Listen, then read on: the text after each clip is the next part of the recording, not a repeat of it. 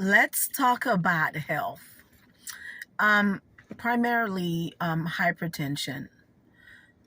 Um, I've always tell people when it comes to your blood pressure, please pay attention because it may cause several issues: heart attack, strokes, many issues. And in our community, I'm speaking of black and brown folks. A lot of times we don't take the time to acknowledge what's going on with us health wise. And to be quite frank with you, sometimes you have to postpone other things and respond to your health because you don't want the worst to happen. And many times we don't believe or we don't think that certain things can happen to us or to our loved ones until it happens. So I always advise people, yes, you may not be able to make major changes overnight, but you know, you can wake up today and say, look, starting tomorrow or in the next 2 or 3 days, I'm going to cut back in the amount of sodium that I consume, or I am going to exercise 3 days a week, even if it's 20 minutes walk, or I'm going to take my medications because some of us, we need the meds. I'm going to take my medications as prescribed. And there are people I know, they don't really care about taking medications. But there are times those medications can save your life, and it's okay to take them. And also, you may say to yourself, okay, this week I'm going to not consume any red meat. Or, sometimes I know, I get it. I've tried it too. The burgers taste really good.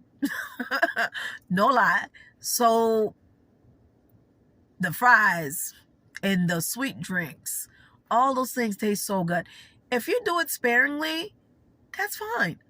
But you cannot wake up every day or every week you having fast foods, you having, alcohol, and you expect, especially if you're not moving and you expect to live a quality life.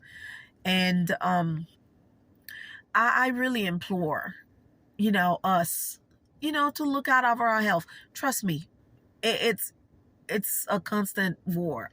There are days you wake up, you don't feel like doing nothing. And whatever you can find, that's what you're going to consume. But just a little mindfulness about the type of food we consume. And because it's not about, believe me, it's not about weight.